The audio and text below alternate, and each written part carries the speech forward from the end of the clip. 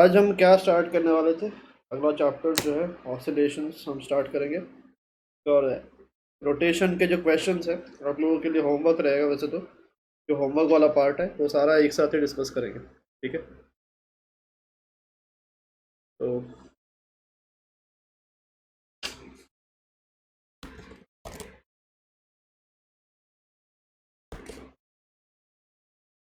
चलो, तो ऑसिलेशंस का देखते हैं अभी सबसे पहले।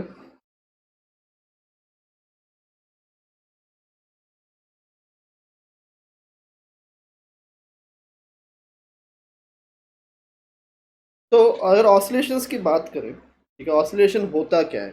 बेसिकली ऑसिलेशन जो है it is a type of motion. Motion की कैटेगरी में ये ऑसिलेशन आता है, ठीक है?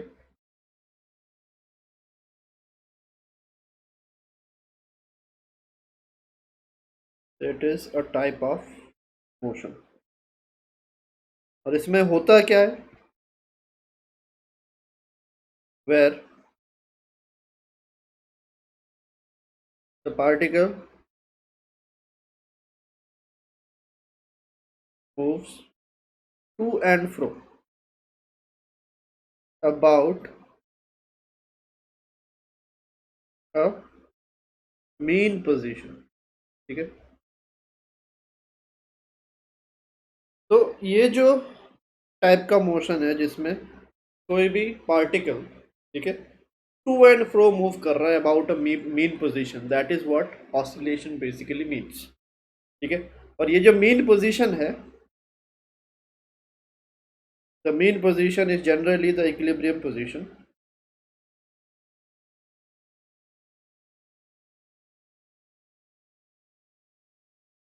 इक्विलिब्रियम में भी कौन सा वाला equilibrium? It is a case of stable equilibrium. Stable equilibrium, तो अगर आप इक्विलिब्रियम की भी बात करो, इक्विलिब्रियम में भी कुछ डिफरेंट कैटेगरीज है। There is something called stable equilibrium, there is something called unstable equilibrium and there is also something called neutral equilibrium, ठीक है?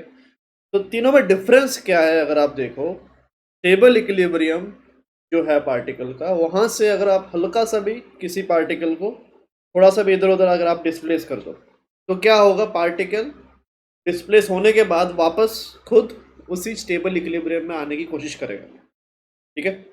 और अगर आप अनस्टेबल इक्विलिब्रियम की बात करो, अनस्टेबल इक्विलिब्रियम कौन सा होता है कि उस इक्विलिब्रियम पोजीशन जिससे अगर आप हल्का सा भी डिस्प्लेस कर दो तो वापस वहां तक कभी नहीं जाएगा, ठीक है? उस पोजीशन में कभी नहीं जाने वाला। तो that kind of equilibrium positions are known as unstable equilibrium positions.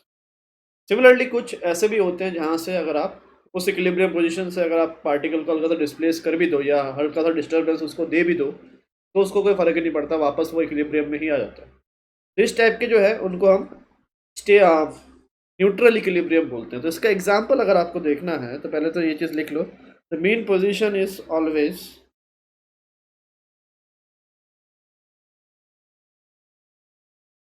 About is always the stable equilibrium position।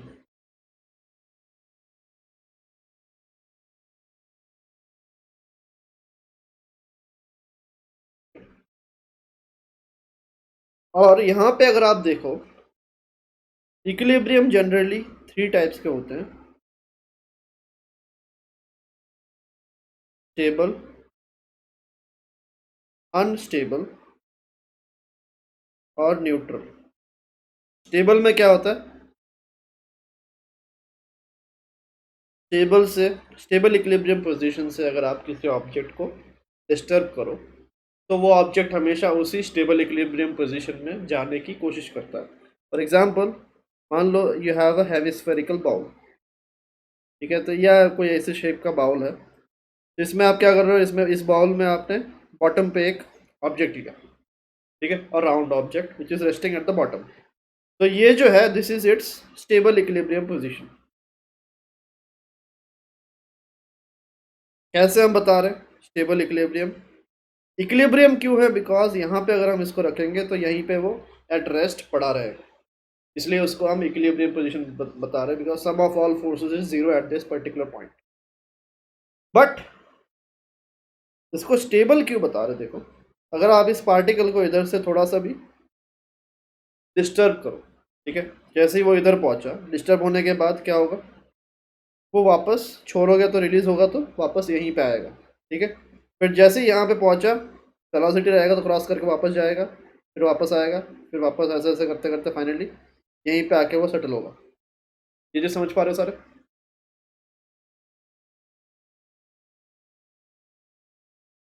ठीक है, तो इस टाइप के इक्विलिब्रियम पोजीशंस को हम क्या बोलते हैं, स्टेबल इक्विलिब्रियम। और इक्विलिब्रियम में होता है क्या, इक्विलिब्रियम में sum of all forces are zero. But there is also another type of equilibrium which is unstable. जैसे कि मान लो इफ इसी बॉल को अगर आप रिवर्स कर दो, ठीक है, तो जैसे ही वो रिवर्स होगा तो इसके टॉप पे it is possible to somehow balance the object at the peak, ठीक है।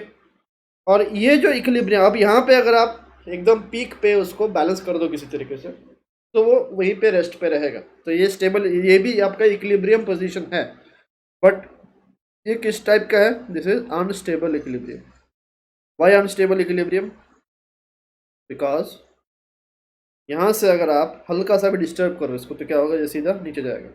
यहाँ से डिस्टर्ब किया तो सीधा नीचे, कभी वापस आएगा अपने आप इस पोजीशन पे नहीं आने वाला। तो इसलिए इस इक्विलिब्रियम पोजीशन को हम क्या बोलेंगे, this is also called the unstable equilibrium position. एक और आपका है न्यूट्रल, जिसमें हम मान लो आपका एक फ्लैट ग्राउंड है, अब यहाँ पे आपने पार्टिकल रखा, ठीक है, ये इक्विलिब्रियम में रहेगा। अब यहाँ से अगर मैं डिस्टर्ब करके इसको इधर ले जाऊँ, इसको कुछ होगा क्या, ये यहाँ पे भी इक्विलिब्रियम में रहने वाला है। तो this is called what, this is called neutral equilibrium, ठीक है। तो सिंपल, ये जो हम सिंपल नहीं, सॉरी, ये जो हम ऑसिलेशन की बात कर रहे हैं, ठीक है, ये ऑसिलेशन कहाँ पे होता है, oscillation is a property of stable equilibrium position. अगर आपको स्टेबल इक्विलिब्रियम पोजीशन कहीं पे भी मिल रहा है तो उसके अबाउट हमेशा ऑसिलेशन होना पॉसिबल है, और ऑसिलेशन उसी के अबाउट होता है, ठीक है। तो ये जो स्टेबल इक्विलिब्रियम पोजीशन है इसको ही मीन माना जाता है हमेशा, this is always considered as our mean. और अगर ऑसिलेशन हो रहा है, ऑसिलेशन करवाने के लिए करना क्या पड़ेगा आपको, इस स्टेबल इक्विलिब्रियम या मीन पोजीशन से इसको आप बस डिस्टर्ब कर दो थोड़ा। जैसे आप डिस्टर्ब करोगे तो अपने आप वो टू एंड फ्रो मोशन करता रहेगा about what, about the mean position या about the stable equilibrium position. तो यही जो इसी टाइप के मोशन को क्या बोला जाता है, this type of motion is known as oscillation, ठीक है। तो oscillation is a property of stable equilibrium position, it happens only about a stable equilibrium position, बाकी किसी पोजीशन में आप ऑसिलेशन नहीं करा सकते, ठीक है। तो यहाँ पे oscillation is a property of stable equilibrium position और मीन, इसी को हम मीन बोलते हैं,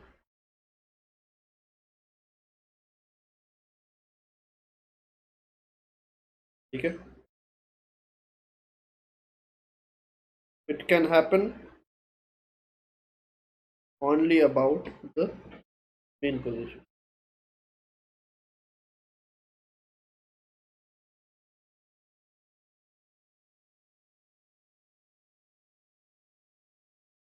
क्लियर है? इतना समझ में आ रहा है सबको? देखो, कुछ और टर्मिनोलॉजीज है जो आपको पता होना चाहिए। सबसे पहला तो आपका एक तो पीरियोडिक मोशन। ये पीरियोडिक मोशन होता क्या है,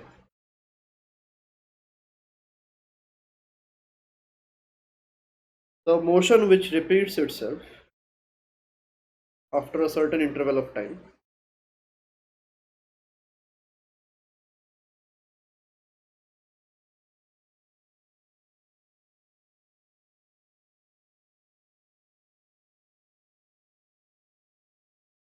is called a periodic motion,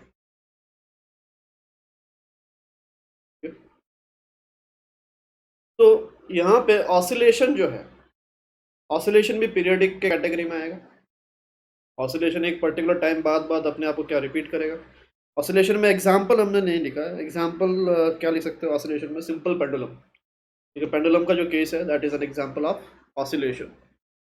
तो ऑसिलेशन अगर आप देखो पेंडुलम, अगर आपका मान लो इस एंड से स्टार्ट हुआ तो ये आपका इधर एक्सट्रीम पे जाएगा, फिर इधर से वापस आएगा, तो this is one oscillation completed. जहाँ से स्टार्ट किया वहाँ से जाके फिर वापस वहीं पे आना, मतलब कि आपका एक ऑसिलेशन कंप्लीट हुआ है। ठीक है, फिर उसके बाद क्या होगा, अगला मोशन भी सेम होगा, फिर अगला मोशन भी सेम होगा। तो after every equal intervals of time आपका मोशन जो है अपने आप को रिपीट कर रहा है। That is what we know as periodic motion. Oscillation is also a kind of periodic motion. ठीक है, बट ऐसा नहीं कि दोनों सेम है, दोनों सेम नहीं है, दोनों में डिफरेंस है, वो हम अभी बोलेंगे। तो ऑसिलेशन जो है, oscillation is a kind of periodic motion.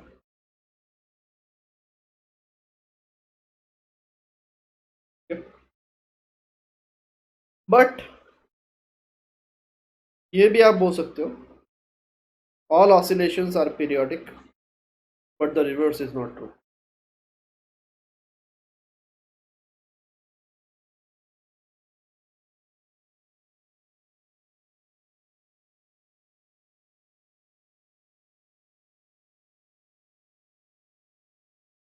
The reverse is not always true. मतलब आप ऐसा नहीं बोल सकते कि सारे पीरियोडिक मोशन भी ऑसिलेशंस हो। ठीक है, इट इज नॉट मैंडेटरी। इसका एग्जांपल क्या है, देखो, सर्कुलर मोशन। सर्कुलर मोशन जो है, सर्कुलर मोशन इज पीरियोडिक। ठीक है, बिकॉज अगर आप सर्कल में घूम रहे हो, ठीक है, मूविंग इन अ सर्कल, ठीक है, तो इनिशियल स्टार्टिंग पॉइंट जो है इसको आप हर एक बार बाद आप, मतलब कुछ टाइम बाद आप हर बार क्रॉस करते हुए जाओगे। तो every time you cross the starting point you will repeat your movement. ठीक है, तो पीरियडिक मोशन तो हो रहा है, but circular motion does not come under oscillation. Why not under oscillation? Because circular motion में कोई मीन पोजीशन नहीं होता। ये जब सर्कुलर में घूम रहा होता है कोई particle, there is no mean position. Centre अलग चीज है, centre is not the mean position. तो सर्कुलर मोशन में मीन पोजीशन का एग्जिस्टेंस नहीं है, तो इसीलिए उसको हम क्या बोलते हैं, circular motion is a kind of periodic motion but not oscillation. But अगर आपका ऑसिलेशन है तो ये वो हमेशा ऑटोमेटिक पीरियोडिक बन जाएगा। ठीक है, every oscillatory motion is also periodic in nature. ठीक है, in a circle there is no mean position.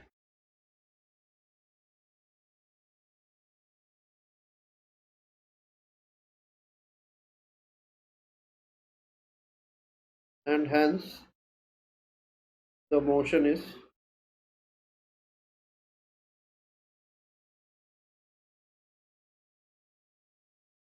Not oscillatory but periodic.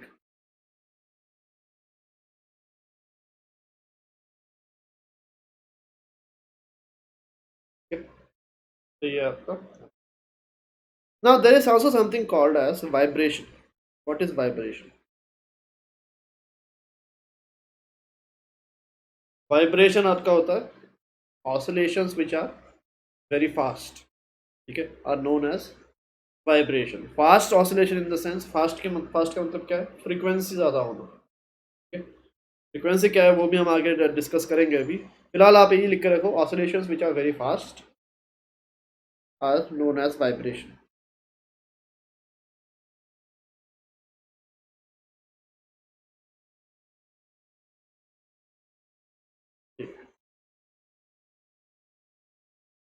तो अभी देखो कुछ बेसिक टर्मिनोलॉजीज जो आपके आने वाले हैं। सबसे पहला आपका है एम्पलीट्यूड,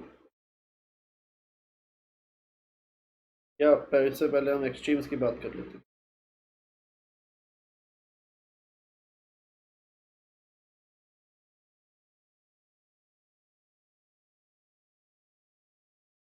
एक्सट्रीम्स क्या है, the maximum displacement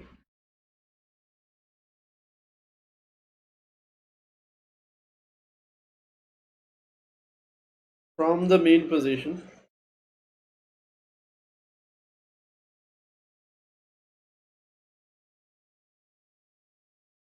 during an oscillation. are known as extremes.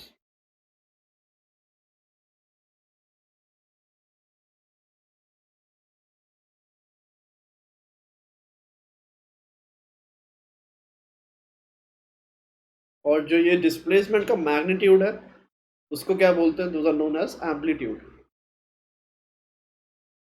तो एम्पलीट्यूड क्या हो गया? Magnitude of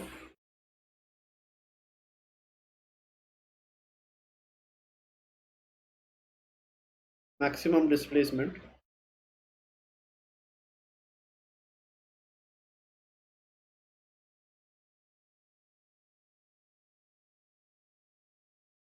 is known as amplitude.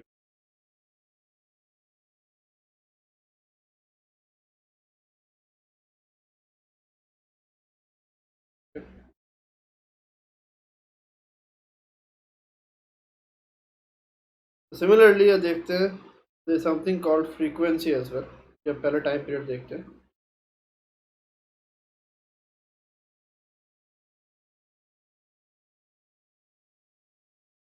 तो टाइम पीरियड होता क्या है? Time period is the time taken for one complete oscillation. एक ऑसिलेशन को कंप्लीट होने में जितना टाइम लगता है, that is what we know as time period. It is defined as the time taken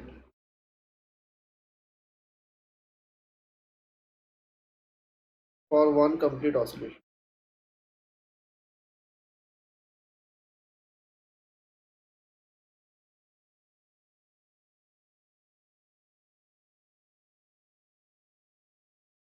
ठीक है, इसको कैपिटल टी से डिनोट किया जाता है. There is something called frequency as well. Frequency क्या होता है? फ्रीक्वेंसी का मतलब है कि पर सेकंड. ठीक है, फ्रीक्वेंसी बेसिकली मीन्स पर सेकंड. इसका मतलब है कि number of oscillations covered in 1 second. The number of oscillations in 1 second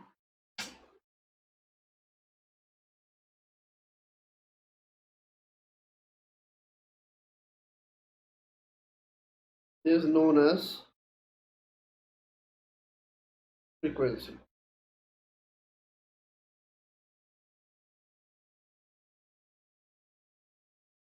ठीक है, तो दोनों में रिलेशन क्या है? इसको कैपिटल टी से डिनोट करते हैं टाइम पीरियड को, फ्रीक्वेंसी को स्मॉल एफ से डिनोट करते हैं, और दोनों में रिलेशन क्या है? Frequency is 1 by time period.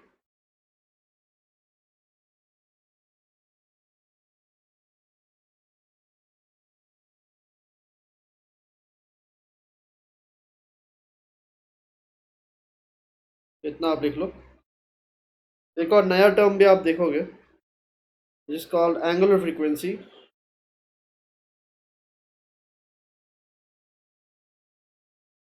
So this is what?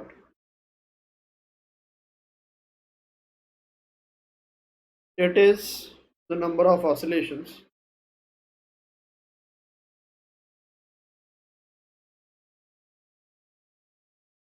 covered in 2 pi seconds. जैसे फ्रीक्वेंसी के लिए 1 सेकेंड यूज करते हैं, एंगुलर फ्रीक्वेंसी के लिए 2 पाई सेकेंड्स. ठीक है, तो इसको हम लिख सकते हैं, एंगुलर फ्रीक्वेंसी को ओमेगा से डिनोट करते हैं. Omega is 2 pi times frequency.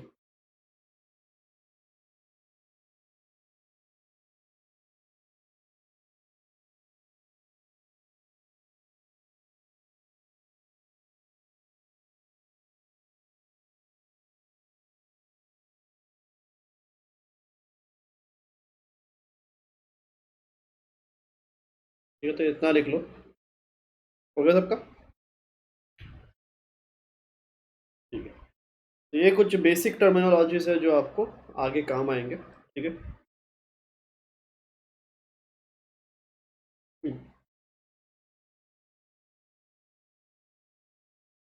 Omega W जो हमने उसमें यूज़ किया, एंगुलर वेलोसिटी के लिए जो यूज़ किया था वही.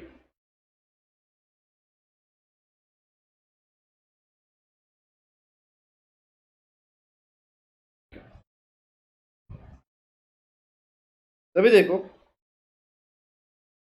एनालिसिस या फोर्स एनालिसिस ऑफ ऑसिलेशन करते हैं।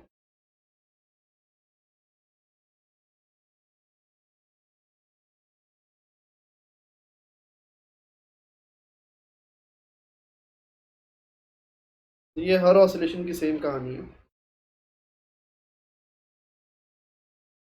ऑसिलेशन जब होता है, ठीक है, एक आपका there is something called the mean position which is basically equilibrium position, ठीक है। तो ये चीज़ आपको टेक्निकल जो इसका मीनिंग है, ठीक है, mean position means the equilibrium position, या फिर जहाँ पे sum of all forces zero होते हैं, ठीक है। तो ये आपको ध्यान में रखना है, ये आगे भी आपको काफ़ी काम आएगा। यहाँ पे sum of all forces is zero, एक तो ये चीज़। और दूसरा, जो भी हम मेजरमेंट्स लेते हैं या पार्टिकल का जो भी पाथ रहेगा, ये कहाँ पे पहुँचा कहाँ नहीं पहुँचा, तो सारे मेजरमेंट्स हम मीन पोजीशन से ही लेते हैं। तो हमारा ओरिजिन जो है वो हमेशा सेट कहाँ पे होता है, it is always set at the mean position. so this is also x equals to 0. Our origin will be set at the mean. So all measurements related to displacement will be taken from the mean or the origin. वही हमारा origin है, ठीक है। तो अभी mean के दोनों sides, ठीक है, on either sides of the mean there will be two extremes, एक पॉजिटिव एक्सट्रीम और एक नेगेटिव एक्सट्रीम, ठीक है। दोनों इक्वल डिस्टेंस अपार्ट रहते हैं हमेशा। ई पॉजिटिव ले लो, इसको ई नेगेटिव ले लो, ठीक है। जस्ट नेमिंग हमने ऐसे किया, ऐसे नहीं कि नेगेटिव साइन की वजह से, बस नेमिंग हमने किया नेगेटिव एक्सट्रीम और पॉजिटिव एक्सट्रीम। और ये जो डिस्टेंस होगा, ये डिस्टेंस कितना होगा, या फिर पॉजिटिव एक्सट्रीम पे एक्स की वैल्यू कितनी होगी, x would be A, negative extreme पे एक्स वुड बी माइनस ए,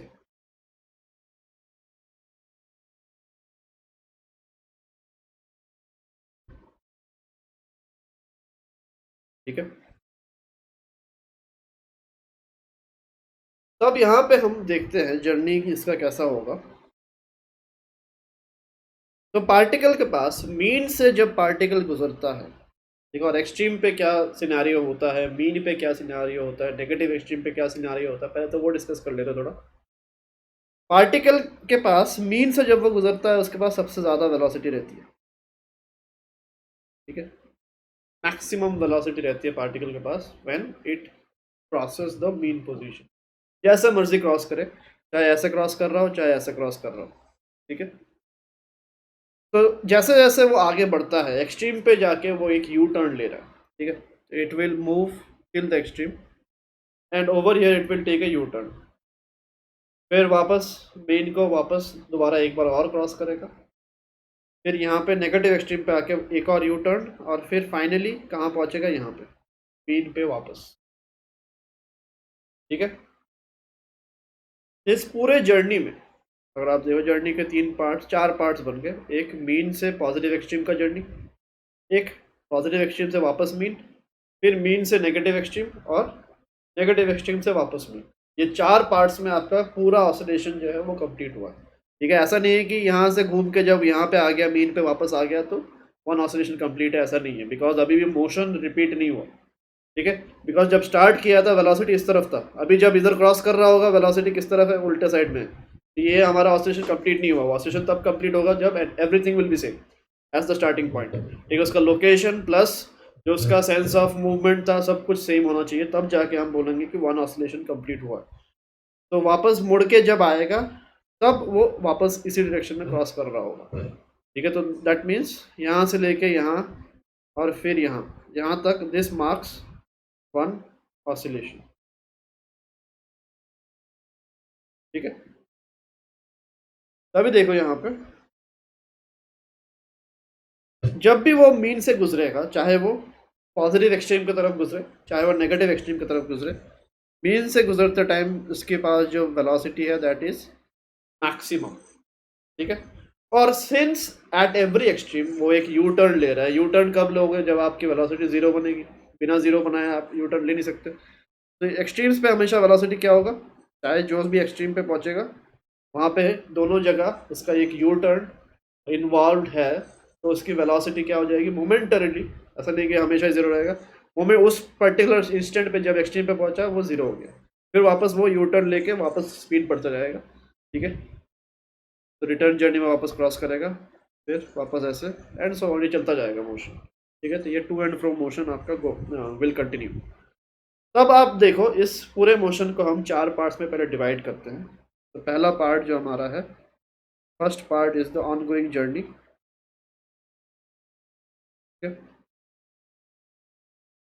ये येलो वाला जो रीजन है, the ongoing journey from mean to the positive extreme. इस जर्नी में आप देखो वेलोसिटी को क्या हो रहा है, क्या वो डिक्रीज कर रहा है कि इंक्रीज कर रहा है, ये बताओ।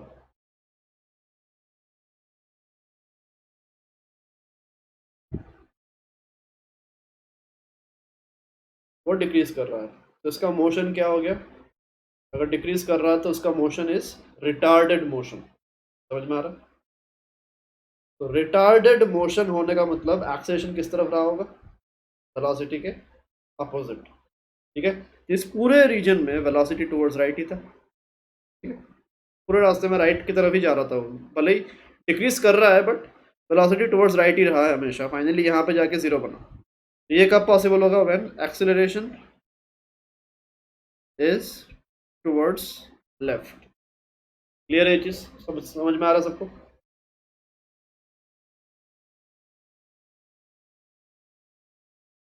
तब देखो एक्सेलरेशन अगर टुवर्ड्स लेफ्ट था तो डायरेक्शन के हिसाब से मैं नेगेटिव बोल सकता हूँ,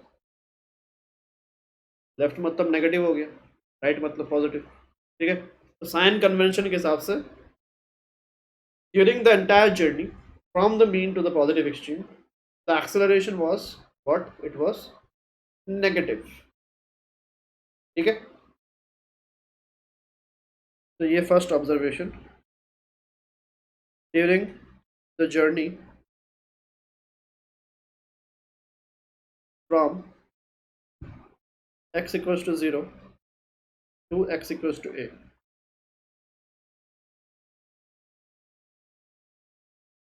ठीक है। तो इस पूरे जर्नी में क्या रहा है, x आपका पॉजिटिव रहा है but acceleration was towards left and negative,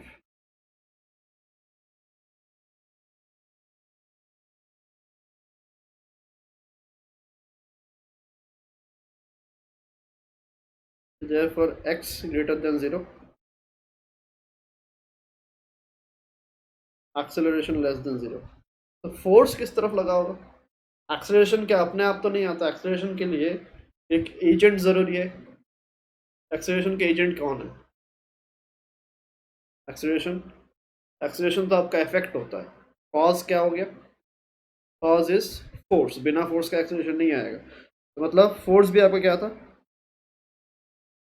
force भी नेगेटिव था, मतलब फोर्स भी किस तरफ लगा था, फोर्स भी आपका, फोर्स को चलो ब्लू में दिखाते हैं, फोर्स आपका टुवर्ड्स लेफ्ट ही लगा था, नेट फोर्स। क्लियर है चीज।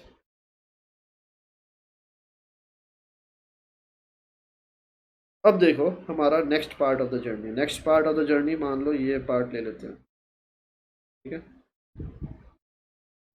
इस पार्ट में क्या हो रहा है, स्टार्ट कितने से, नेक्स्ट पार्ट जो जर्नी का अगला पार्ट है वो स्टार्ट कहाँ से हुआ, इस लोकेशन से स्टार्ट हुआ, एंड कहाँ पे हुआ, मीन पे आके खत्म हुआ, खत्म नहीं मतलब उसके बाद भी चलेगा बट फिलहाल हम यहीं तक एनालाइज कर रहे हैं।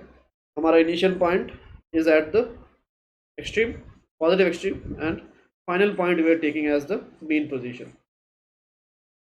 तो यहाँ पे वो v इज इक्वल टू 0 से स्टार्ट किया, ठीक है, और यहाँ से जब गुजरेगा तो कितने से स्टार्ट, v मैक्सिमम से क्रॉस करेगा, इतना समझ में आ रहा है, क्योंकि मीन को हमेशा मैक्सिमम से ही क्रॉस करता है। तो यहाँ पे एक्सेलरेशन किस तरफ रहा होगा ये बताओ, यहाँ पे किस टाइप का मोशन है, एक्सेलरेटेड की रिटार्डेड, तो motion is accelerated. Accelerated motion कब होता है, when velocity and acceleration both are around the same direction. तो इस पूरे पाथ में अगर आप देखो जो ब्लू वाला रीजन है, इस पूरे ब्लू रीजन में मूवमेंट क्या है, मूवमेंट आपका टुवर्ड्स लेफ्ट ही है, ठीक है। तो एक्सेलरेशन भी किस तरफ होना चाहिए, टुवर्ड्स लेफ्ट ही होना चाहिए। तो यहाँ पे एक्सेलरेशन इस रीजन में भी टुवर्ड्स लेफ्ट ही है, फोर्स भी as a result towards left.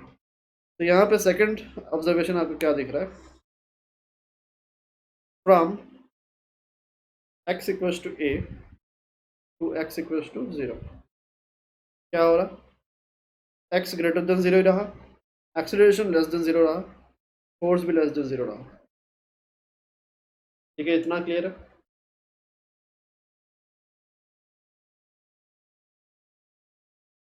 अब अगला नेक्स्ट पार्ट देखते हैं जर्नी का, ठीक है। तो ये मान लो ये वाला पार्ट है,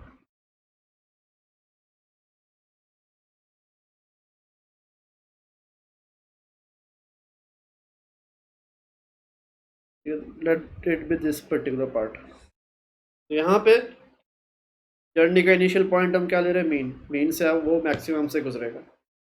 फाइनल पार्ट कौन सा ले रहे हैं जर्नी का, एक्सट्रीम, एक्सट्रीम पे आगे वेलोसिटी क्या बन जाएगा, वापस 0, ठीक है। तो अभी ये जो रेड वाला रीजन है, इस रेड वाले जर्नी में उसका एक्सेलरेशन किस तरह या मोशन किस तरीके का था बताओ, एक्सेलरेटेड कि रिटार्डेड, रिटार्डेड। तो एक्सेलरेशन किस तरफ लगा होगा,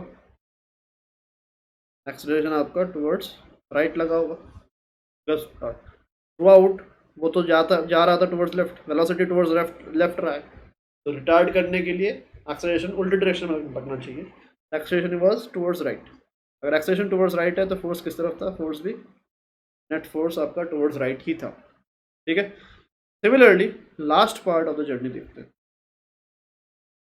तो last part of the journey है, उसमें अगर आप देखो,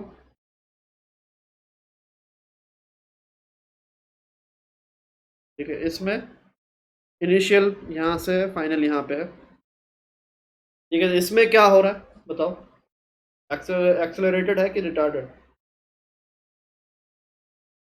it is an accelerated motion. तो एक्सेलरेशन किस तरफ लगा होगा, जिस डायरेक्शन में वेलोसिटी है थ्रू आउट उसी डायरेक्शन में, तो फोर्स भी आपका इसी तरफ, ठीक है। तो यहाँ पे आपको एक पैटर्न देखने को मिलेगा अभी देखो। तो ये आपका देखो, from x equals to 0 to x equals to minus a, x less than 0 है, acceleration greater than 0, force greater than 0। Greater than और लेस देन कैसे बता रहा है एक्सेलरेशन फोर्स का, डायरेक्शन के हिसाब से, ठीक है। फोर्स राइट है करके पॉजिटिव। तो from x equals to minus a to x equals to 0। तो ये हमारे 4 पार्ट्स ऑफ द जर्नी। यहाँ पे क्या होगा, x लेस देन 0 ही रहेगा थ्रू आउट। इस थ्रू आउट में आप मीन के लेफ्ट हैंड साइड में हो, देखो इस दोनों जर्नी में मीन के हमेशा राइट हैंड साइड में x हमेशा पॉजिटिव रहा है, इस दोनों जर्नी में x हमेशा नेगेटिव रहा है, ठीक है। तो x लेस देन 0 होगा, a greater than 0 but f भी ग्रेटर देन 0, ठीक है। तो यहाँ पे एक पैटर्न देखो मिल रहा है, पैटर्न ये हमें मिल रहा है कि जब तक x पॉजिटिव है तब तक फोर्स क्या है, नेगेटिव, और जब तक x नेगेटिव है फोर्स क्या है, पॉजिटिव, ठीक है। तो दोनों में एक नेगेटिव साइन का दोनों में अंतर हमेशा प्रेजेंट है। तो ऑसिलेशन के लिए ये चीज़ आपको रिक्वायर्ड है, for oscillation this condition is required, इस कंडीशन के बिना ऑसिलेशन नहीं हो पाता, ठीक है। तो देयरफॉर फॉर ऑसिलेशन f और x में जो भी रिलेशन होगा एक माइनस का रिलेशन सामने रहना चाहिए। तो f is always taken as proportional to minus x raise to the power n, और n आपका होता है ऑड, बिकॉज n अगर आपका इवन हो गया तो ये माइनस हट के क्या बन जाएगा, पॉजिटिव हो जाएगा, क्लियर है।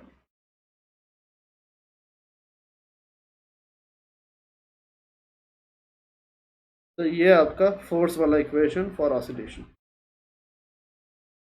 ठीक है। तो अगर आपका f is equals to a into x है, will it represent a oscillation, will it represent an oscillation, बताओ, नॉट पॉसिबल, ठीक है, माइनस नहीं है इसलिए। अगर मैं बोलूँ f equals to minus a x, क्या ये ऑसिलेशन करवा सकता है ये वाला फोर्स? यस। ठीक है, अगर मैं बोलूँ force is equal to minus a into x cube, क्या ये रिप्रेजेंट कर सकता है फोर्स को? ये भी कर सकता है। ठीक है, एंड सिमिलरली अगर मान लो ए एक्स स्क्वायर है, will this force represent oscillation? No. तो generally f should be proportional to minus x raised to the power n, where n is an odd number. ठीक है, this is condition, force condition for oscillation. तो यहाँ पे general आप देखो, ये n के हिसाब से, n क्या है इसके हिसाब से बहुत टाइप के ऑसिलेशंस आपके बन सकते हैं, बट हमारे सिलेबस में जो है हम इतना कॉम्प्लिकेट नहीं करेंगे। हमारे सिलेबस में we will study only for n equals to 1। ठीक है, और n इक्वल्स टू 1 के साथ जो ऑसिलेशन होता है उसको एक स्पेशल नाम दिया गया है, that is known as a simple harmonic motion. ठीक है, oscillations which follow the equation, तो ये इतना आप लिख लो, पहले कंप्लीट करो इतना।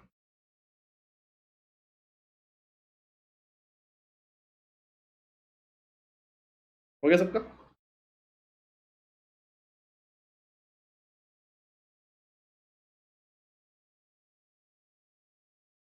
बट यहाँ पे आप लिख सकते हो, but in our syllabus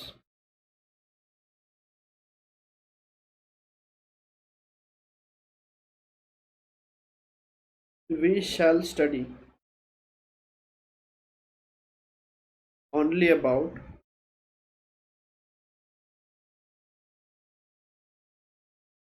oscillations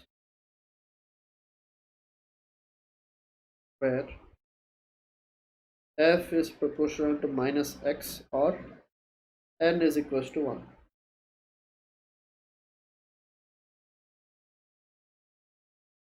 These type of oscillations are termed as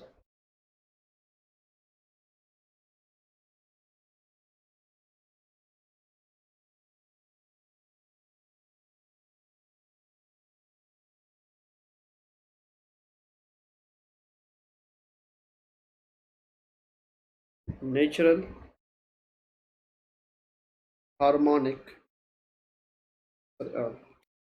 simple harmonic motion.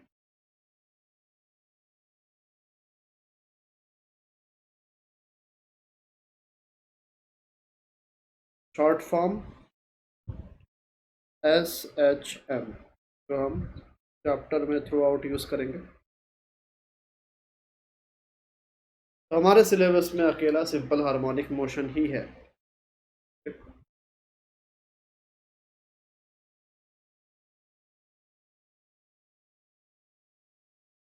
तो अभी देखो, सिंपल हार्मोनिक मोशन जो है इतना आसान नहीं है नेचर में ढूंढना।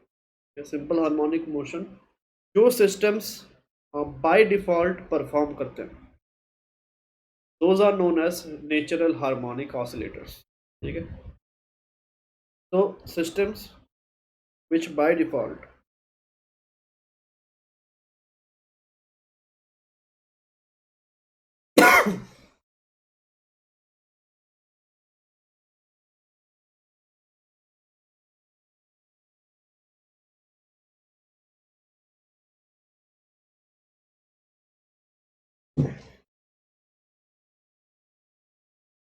आवाज आ रही है ना?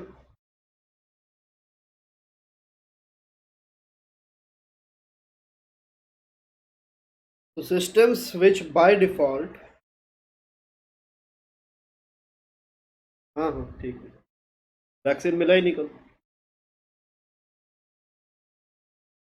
वहाँ जाने के बाद बोला कि वैक्सीन नहीं है।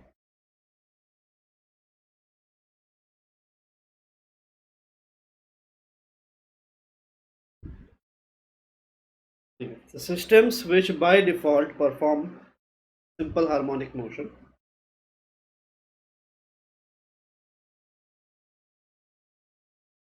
are known as natural harmonic oscillators.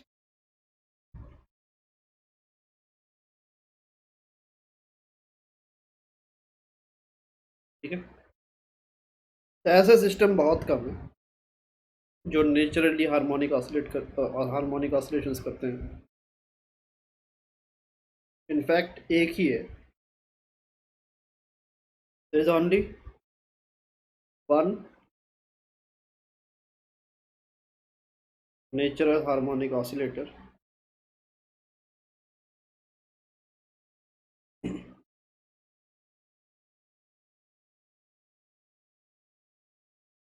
which is the spring block system.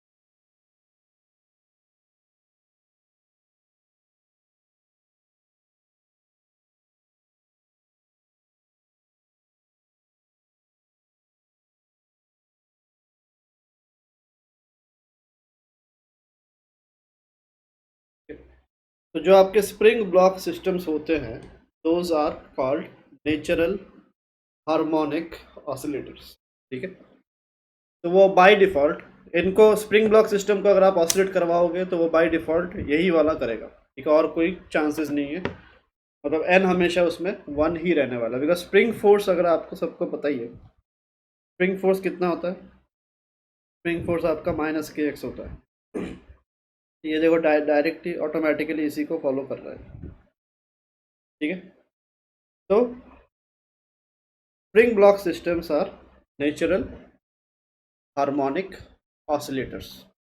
ठीक है। बट इनको छोड़ के अब ऐसा नहीं है कि बाकियों में हम करवा नहीं सकते हार्मोनिक ऑसिलेशन या एसएचएम नहीं करवा सकते।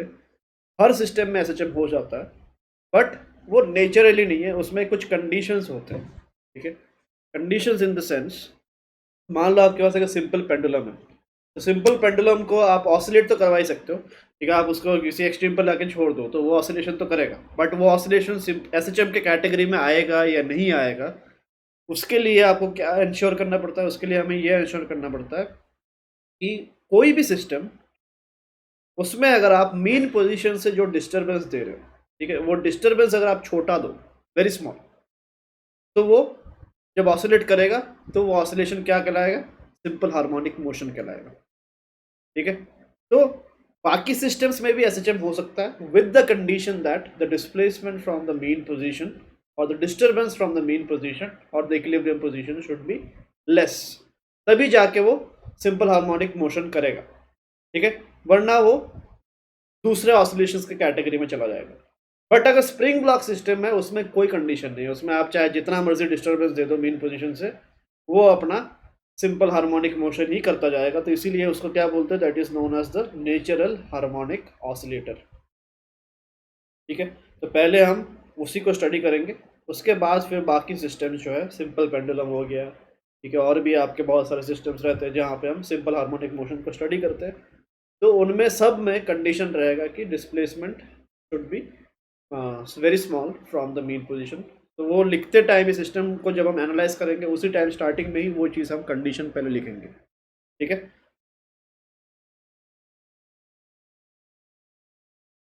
तो all other systems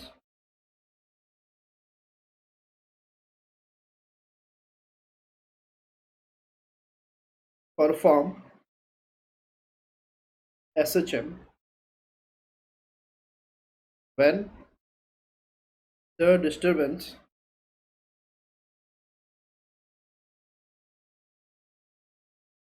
from mean position is small.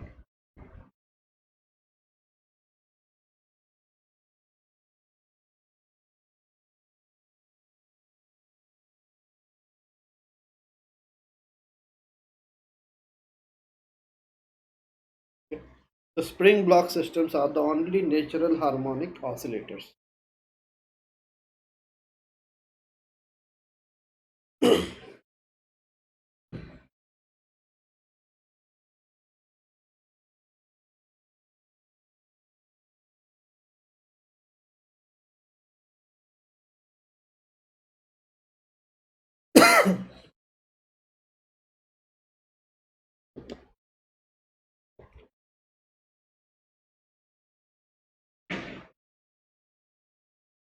ठीक है, हो गया।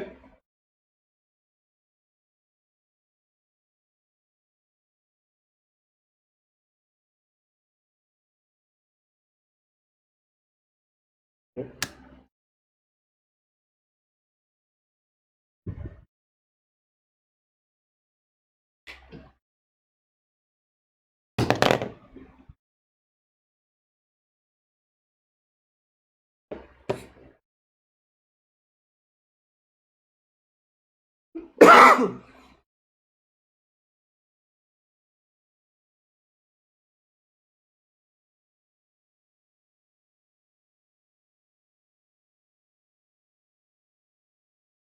है, तो देखो अब हम क्या निकालेंगे, इक्वेशंस ऑफ मोशन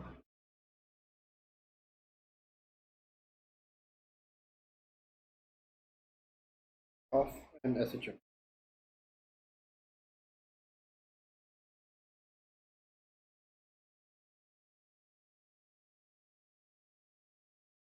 तो यहाँ पे हम एक्स वगैरह कैसे वेरी कर रहा है वो सब चीज़ें हम निकालने वाले हैं। ठीक है, टाइम के साथ जैसे ये आपका पार्टिकल ऑसिलेट कर रहा है तो उसका एक्स जो है प्लस ए से माइनस ए उसी लिमिट में वो वेरी करेगा जब भी ऑसिलेट करेगा।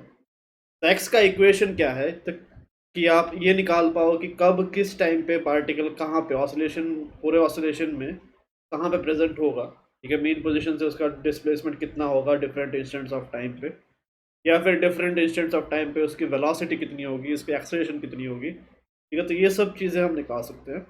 तो कहाँ से निकालेंगे, वी विल स्टार्ट विद, हमें पता क्या है एसएचएम अगर है तो वी नो दैट एक ही चीज़ सबसे पहले पता है कि f would be proportional to what, minus x. तो यहीं से फोर्स से हम बाकी जो है पैरामीटर्स एक्स जो डिस्प्लेसमेंट हो गया, फिर वेलोसिटी हो गया, फिर आपका एक्सेलरेशन हो गया, ये सारे हम इसी से निकालेंगे। इतने से इक्वेशन से आपका सब आ जाएगा। देखो एफ इक्वल्स टू माइनस के एक्स। ठीक है, तो ये आपका प्रोपोर्शनलिटी हटा के हमने कांस्टेंट लिया है हम। ठीक है, तो ये हमारा बेसिक इक्वेशन फॉर एसएचएम।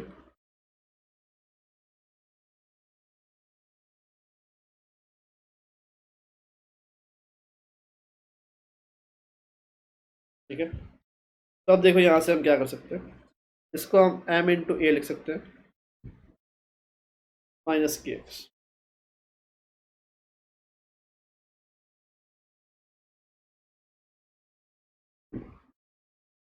ये फिर आपका एक्स ए को एक्स के फॉर्मेट में अगर आपको लिखना है, एक्सेलरेशन को अगर आपको एक्स के फॉर्मेट में लिखना है तो क्या लिखेंगे हम, double derivative of x with respect to time is equals to minus k by m into x. ठीक है, ये चीज़ सबको क्लियर है, डबल डेरिवेटिव वाला फॉर्म जो लिखा।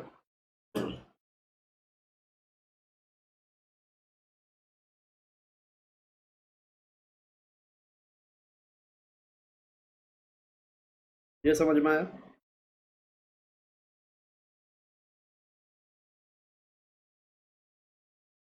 ये देखो एक्स अगर आपका टाइम पे डिपेंड कर रहा है, ठीक है, if x is a function of time, D x D T आपको वेलोसिटी मिलता है, डी वी डी टी आपको एक्सेलरेशन देता है। तो इस डी वी डी टी को आप डबल डेरिवेटिव भी बोल सकते हो, double derivative of x with respect to time.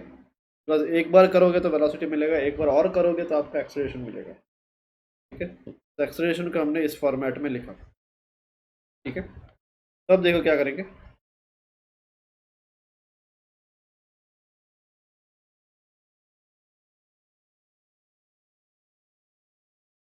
तो आप ले सकते हैं ऐसे,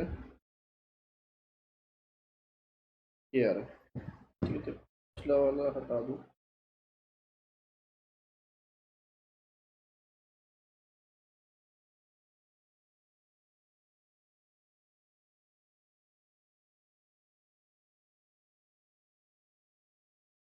ये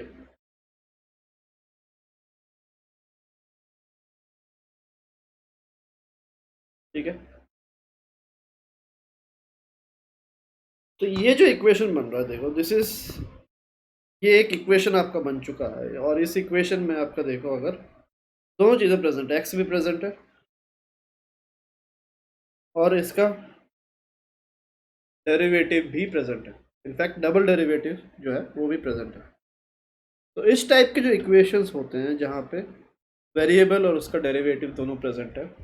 जैसे अगर आपके पास मैं एक ऐसा इक्वेशन दूँ a x square plus b x plus c is equal to 0, ठीक है, तो और मैं आपको बोलूँ कि एक्स क्या होगा, आप निकाल सकते हो आराम से। ठीक है, ये क्वाड्रेटिक इक्वेशन है, इसका सोल्यूशन क्या होता है आपको पता है ऑलरेडी, 10th में भी आपने सीखा है, 11th में भी आपने बहुत जगह किया।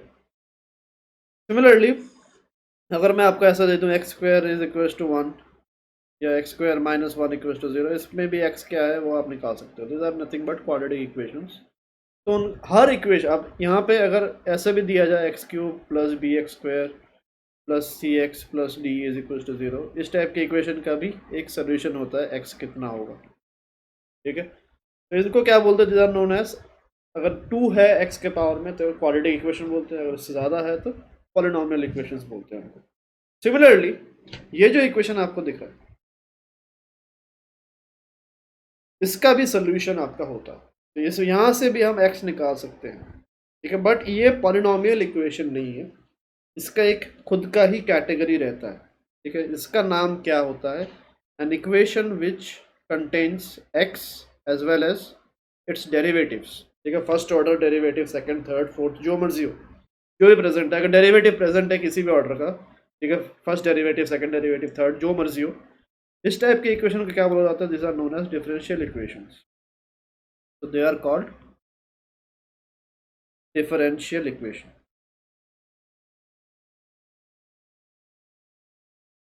What are differential equations? These are nothing but equations which contains the variable and also its derivatives. ठीक है, of any order, किसी भी ऑर्डर का डेरिवेटिव, तो उसको हम डिफरेंशियल इक्वेशंस बोलते हैं। तो ये डिफरेंशियल इक्वेशन से डील करना, उनका सोल्यूशन कैसे निकाला जाता है, तो ये सब चीज़ें आप कहाँ पे सीखोगे, all this things will be learned in mathematics. Maths में आपका 12th में पूरा चैप्टर रहेगा जो डिफरेंशियल इक्वेशन से ही डील करेगा, और वहाँ पे आप देखोगे कि डिफरेंट टाइप के इक्वेशंस के सोल्यूशंस कैसे निकाले जाते हैं। ठीक है, तो बट यहाँ पे हम देखते हैं कि कैसे एक हल्का सा आइडिया बना सकते हैं। देखो, हम यहाँ से आइडिया बना सकते हैं।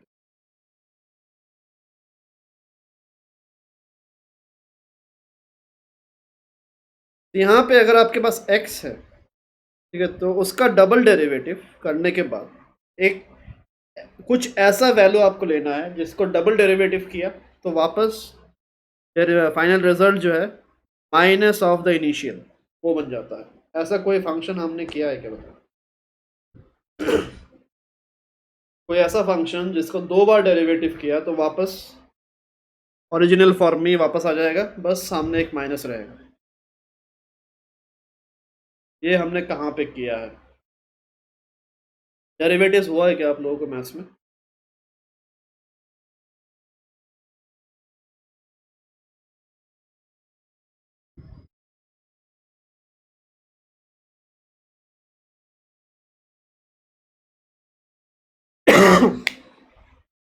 तो यहाँ पे देखो क्या होगा,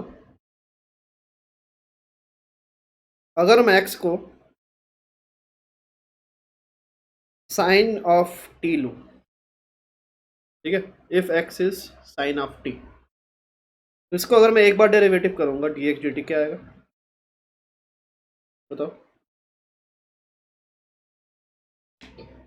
साइन का कॉस आ गया। ठीक है, फिर इसको देखो एक बार और डेरिवेटिव करते हैं तो क्या आएगा, माइनस साइन टी।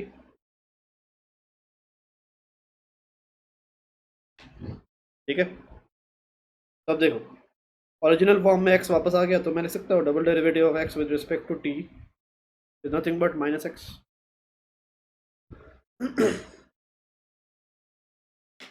समझ में आ रहा है चीज?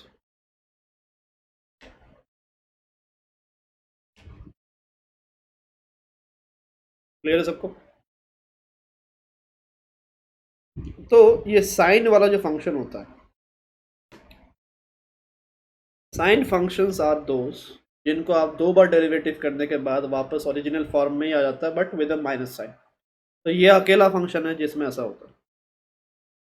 ठीक है, तो यहाँ पे भी अगर आप देखो यहाँ पे भी ऑलमोस्ट सेम ही है। ठीक है, सेम इन द सेंस अगर आप ये सामने वाला कांस्टेंट हटा दो बाकी सब कुछ सेम है, बस कांस्टेंट का ही खेल है। तो यहाँ पे जो सोल्यूशन होता है, ठीक है, वो भी साइन के फॉर्मेट में ही रहेगा, बट का रिजल्ट लिख कर रख लेते हैं। देखो तो a function which upon double derivative is again equals to the original function with the negative sign is only sine. Sine functions can only do so. Sine functions के साथ ही ऐसा हो सकता है। तो अगर मैथमेटिक्स के हिसाब से अगर आप देखो, मैथमेटिक्स क्या बताता है, देखो तो ये हमारे फिजिक्स के हिसाब से तो अभी सिनेरियो जो दिया है, सिनेरियो के हिसाब से ये इक्वेशन बना, ठीक है। सिनेरियो क्या दिया है बताइए, यहाँ से हम यहाँ तक तो पहुँच गए। अब बाकी इसका सोल्यूशन लिखने के लिए हमें थोड़ा मैथमेटिक्स का हेल्प लेना पड़ेगा। मैथमेटिक्स क्या बताता है, let us see. According to mathematics,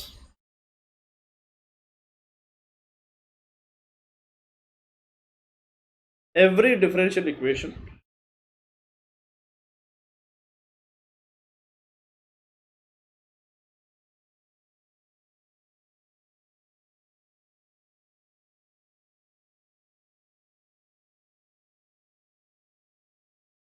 equation of format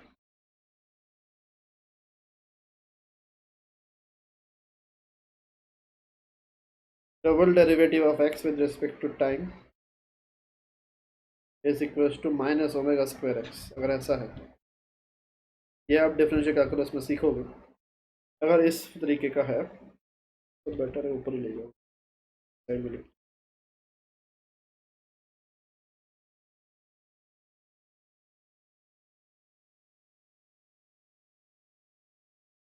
तो मैथमेटिक्स क्या बताता है, देखो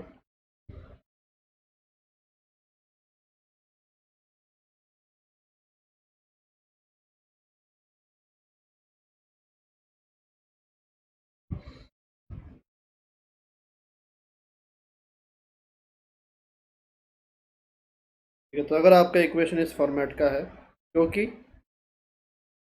कंपेयर करोगे तो इसके साथ मैच कर लो, ठीक है, तो इट इज़ मैचिंग दिस।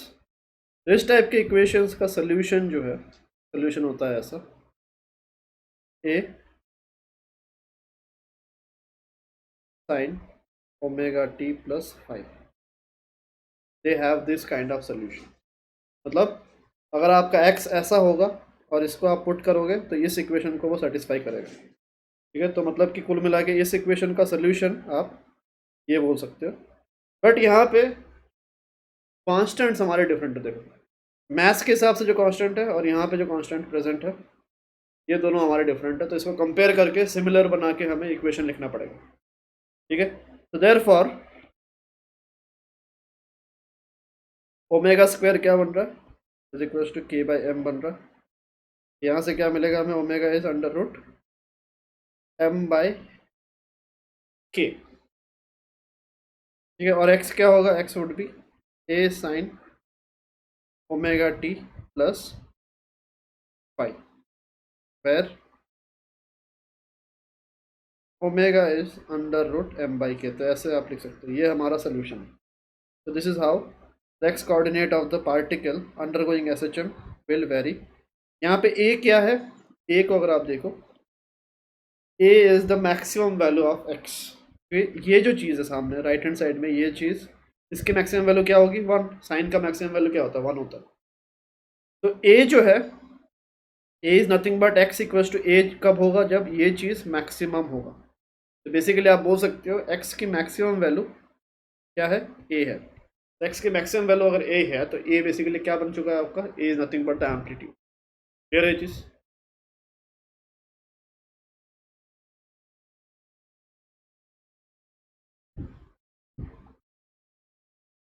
तो अभी यहाँ पे देखो x equals to a sine omega t plus 5, ये क्या है, द इक्वेशन ऑफ डिस्प्लेसमेंट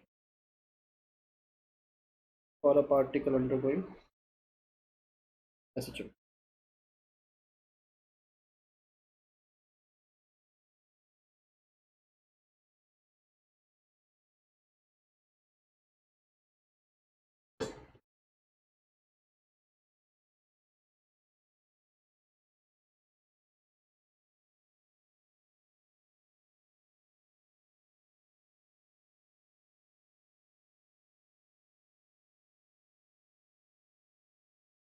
ठीक है।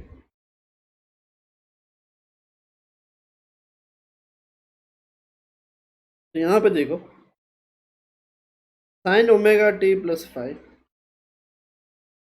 Can have a max value of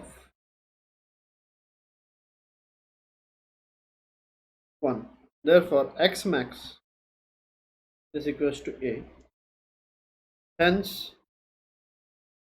जब SHM होता है तो पार्टिकल कहाँ पे लिमिटेड, दोनों एक्सट्रीम्स के बीच में लिमिटेड होता है, तो x इक्वल्स टू a उसका maximum displacement from the mean position आप बोल सकते हो, x इक्वल्स टू, और आपका x equals to minus a जो है वो आपका minimum displacement from the mean position होगा, मतलब लीस्ट नहीं, maximum on the other side. तो ये जो x इक्वल्स टू a हो गया बेसिकली, ये क्या बन गया आपका एम्पलीट्यूड बन गया, ये जो a है एम्पलीट्यूड के बराबर हो गया, ठीक है। और इस टर्म के अंदर जो ये ओमेगा टी प्लस 5 है, ठीक है, तो ये जो आपका ओमेगा टी प्लस 5, इसको क्या बोला जाता है, this is called the phase of the SHM। This term जो ब्रैकेट के अंदर वाला टर्म है उसी को हम क्या बोलते हैं, phase of SHM। Phase of SHM क्या सिग्निफाई करता है, फेज ऑफ SHM का जो यूनिट होगा, इस पूरे का जो यूनिट होगा वो आपका रेडियंस में होगा, ठीक है। इसका यूनिट जो है ये आपका होगा रेडियंस में। तो फेज ऑफ SHM सिंबलाइज क्या करता है, फेज से आप डायरेक्टली ये बता सकते हो कि किसी भी, अब फेज जो है टाइम डिपेंडेंट है, ठीक है, phase is depending on time, तो डिफरेंट टाइम पे फेज की वैल्यू डिफरेंट होने वाली है।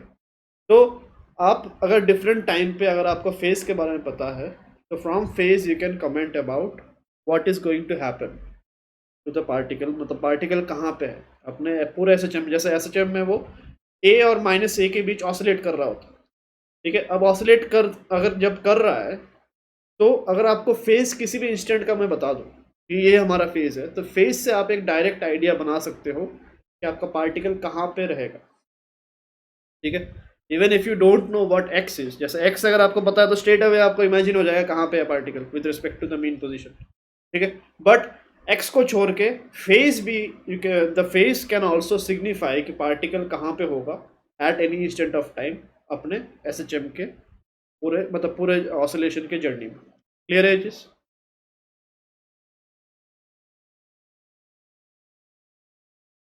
बताओ समझ में आ रहा?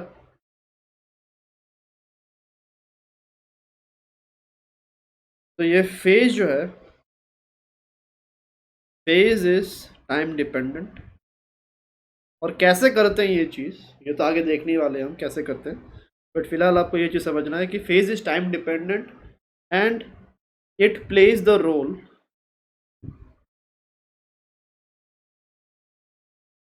of symbolizing where the particle may lie,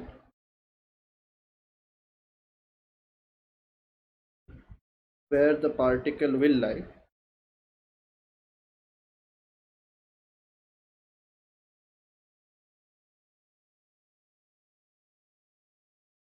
in its oscillation at any particular instant, ठीक है।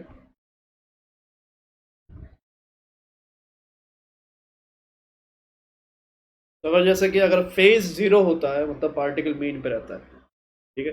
फेज अगर आपका किसी भी टाइम, अगर फेज आपका π/2 है मान लो, तो आप बोल सकते हो कि at that time the particle is at where, is at the extreme, positive extreme, extreme में भी कौन से पॉजिटिव एक्सट्रीम, ठीक है। सिमिलरली फेज अगर आपका मान लो π/6 होता है, ठीक है, द फेज इज π/6, देन हम बोल सकते हैं the particle is exactly at x equals to a/2, ठीक है, मतलब प्लस a/2, मीन और पॉजिटिव एक्सट्रीम के एग्जैक्ट बीच में, ठीक है, और उसके तरफ जा रहा होगा। नॉट ओनली दिस, आप लोकेशन भी बता सकते हो और पार्टिकल किस तरफ जा रहा होगा, ठीक है। पार्टिकल जैसे कि अगर मान लो मैं बोलता हूँ कि पार्टिकल अभी मेरा मीन पे है, अब पार्टिकल अगर मीन पे है तो मीन पे भी वो दो कैटेगरी के फॉर्म में रह सकता है। मीन, एक तो मीन से पॉजिटिव एक्सट्रीम की तरफ जा रहा हो, मतलब वेलोसिटी पॉजिटिव। ऐसा भी हो सकता है मीन पे तब भी रहता है जब वो मीन से नेगेटिव एक्सट्रीम की तरफ जा रहा हो। ठीक है, तो फेज अगर आपको पता है, from phase you can comment about two things. If you know the phase you can also tell कि पार्टिकल का लोकेशन कहाँ पे होगा एसएचएम में। Not only that, you can also tell कि पार्टिकल का जो वेलोसिटी है किस तरफ जा रहा होगा अभी, वो भी आप बता सकते हो। ठीक है, तो it can also help us to ये भी आप लिख लो।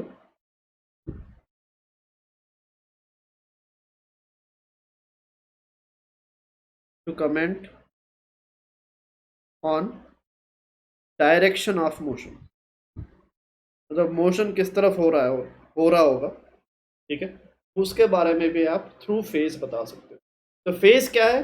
Phase is at a particular instant, कि डिफरेंट डिफरेंट इंस्टेंट्स पे आप फेज क्या है उसके हिसाब से आप बता सकते हो। ठीक है, फेज डिपेंड्स ऑन टाइम। अब देखो इस फेज वाले टर्म में एक फाई आ रहा है, ये चीज क्या है इसको हम देखते हैं। This is called the epoch. इतना लिख लो, इतना हो गया।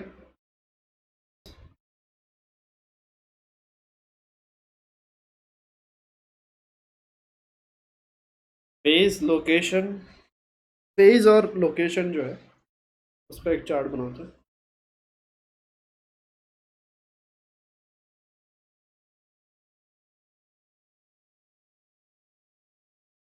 ठीक है, यहाँ पे आप देखो ये चीज़ भी लिख सकते हो, x is equal to a sine multiplied by जो भी आपका फेज होगा। This can also be written. तो अभी एक चार्ट बनाते हैं, इस चार्ट से आपको ये समझ में आ जाएगा कि फेज लोकेशन कैसे हम निकाल सकते हैं। मतलब फेज पता है तो लोकेशन कहाँ पे होगा, तो कैसे बताएं। फेज अगर आपका ज़ीरो है, एक्स कितना होगा? X equal to a sine zero, क्या हो गया? ये आपका ज़ीरो ही हो गया। क्लियर? तो आप लोकेशन क्या बताओगे?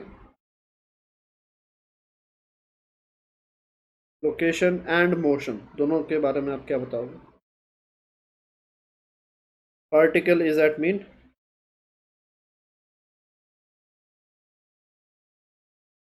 And moving towards positive extreme.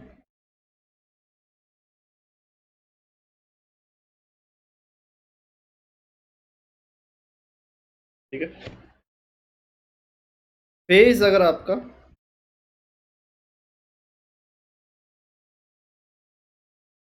मान लो पाई बाई फोर हुआ, ठीक है, एक्स कितना होगा?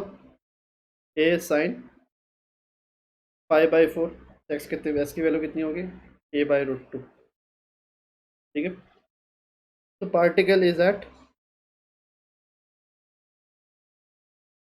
X equals to plus a by root two and moving towards positive extreme, मतलब वेलोसिटी पॉजिटिव है, ई पॉजिटिव। फेज अगर आपका पाई बाई थ्री है, x equals to a sine pi by three होगा। एक्स कितना हो गया? A by two. Particle is mid way,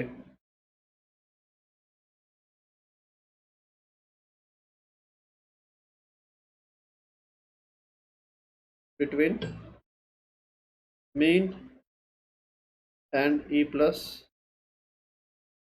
and moving towards e plus.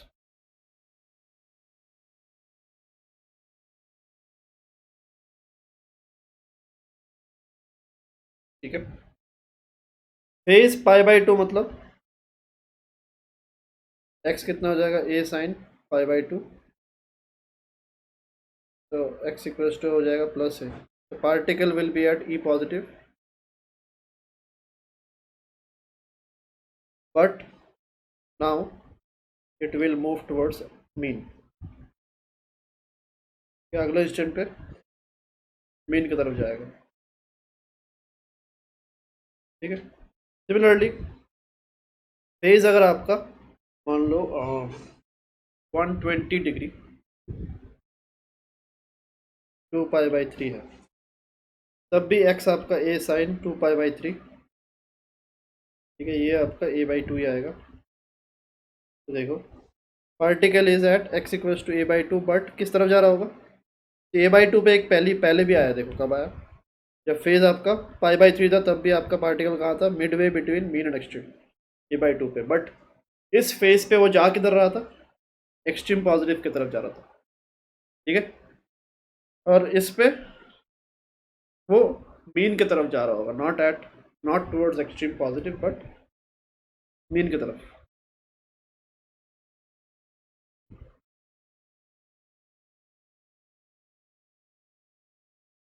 ठीक है। तो सिमिलरली फेज जब आपका मान लो पाई है, तो एक्स इक्वल्स टू क्या आएगा, x equals to a sine pi कितना होता है, 0। तो अभी आपका पार्टिकल वापस मीन की तरफ है, but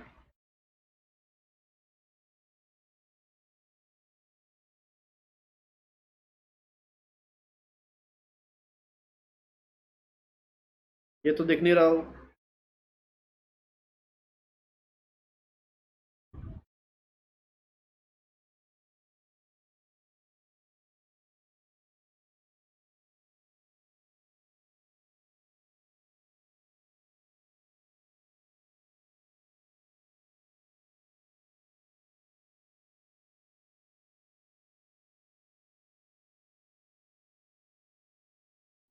but moving towards e minus. तो ये different phases and there meaning, ठीक है। सिमिलरली जब फेज आपका 3π/2 होता है तो नेगेटिव एक्सट्रीम पे होता है, फेज आपका 2π होता है तो वापस घूम के मीन पोजीशन पे आ जाता है, और फिर आपका पार्टिकल का पाथ जो है वो वापस से रिपीट होता है, ठीक है। तो phase equals to 2π marks the big end of one oscillation, ठीक है। तो ये आपके डिफरेंट फेज हो गए, ठीक है, ये एक्स हो गया और उसका लोकेशन एंड मोशन। तो फेज से आप इसी हिसाब से दोनों चीज़ें बता सकते हो।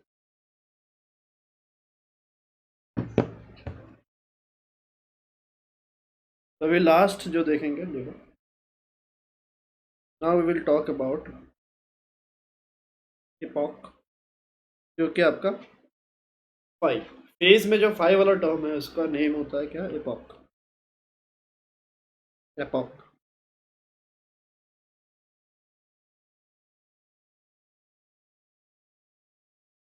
एपॉक होता क्या है, देखो epoch basically represents the initial phase. Initial मतलब, इनिशियल वर्ड का मीनिंग क्या होता है, टाइम t इक्वल्स टू 0, ठीक है।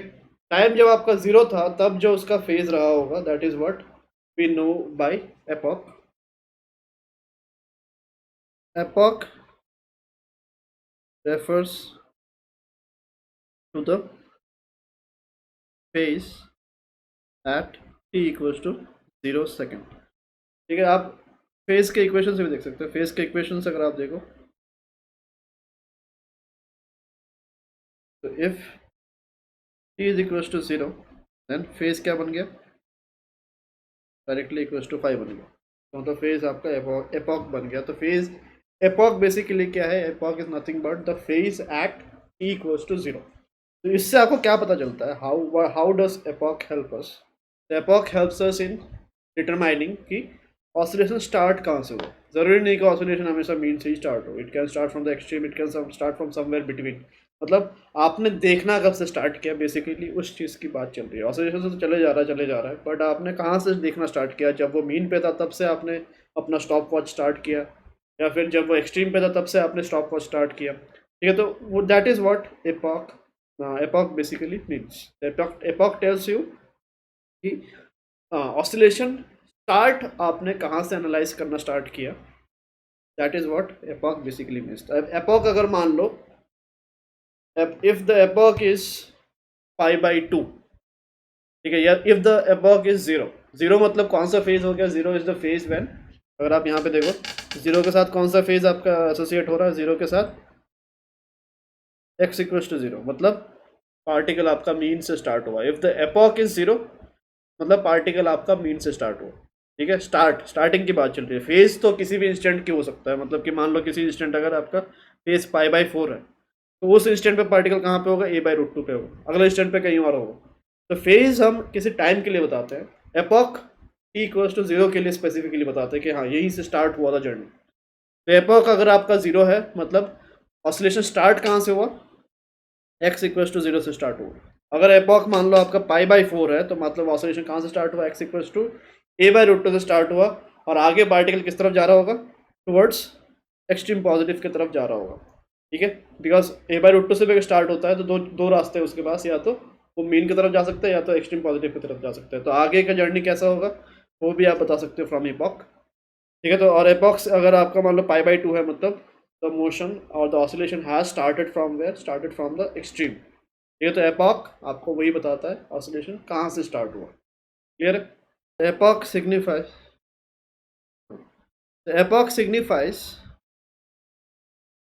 The beginning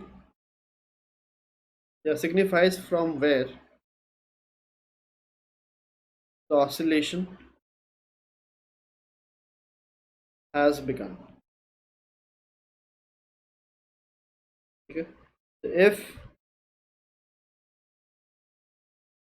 phi is 0 then हम बोल सकते हैं कि oscillation has started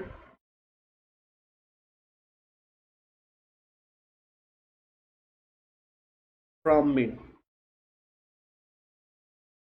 ये तो मीन पोजीशन से ऑसिलेशन आपका स्टार्ट हुआ। अगर phi आपका π/2 है, oscillation started from positive extreme.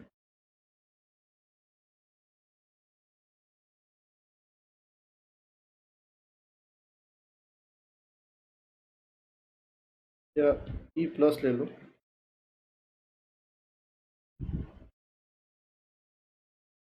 ठीक है, तो phi अगर मान लो आपका -π है या माइनस माइनस 3π/2 है मान लो, तो oscillation started from negative extreme.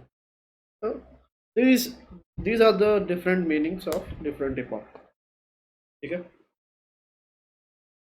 तो ये आपके कुछ बेसिक टर्मिनोलॉजीज सारे आपके कवर हो गए। कल हम क्या करेंगे, यहीं से x हमने देख लिया, आगे हम वेलोसिटी, एक्सेलरेशन, ठीक है, वो सब देखने वाले हैं। और फिर आगे और जो सिस्टम, रियल लाइफ सिस्टम के एनालिसिस जो है वो हम करेंगे। Please like, share and subscribe and hit the bell icon for future updates.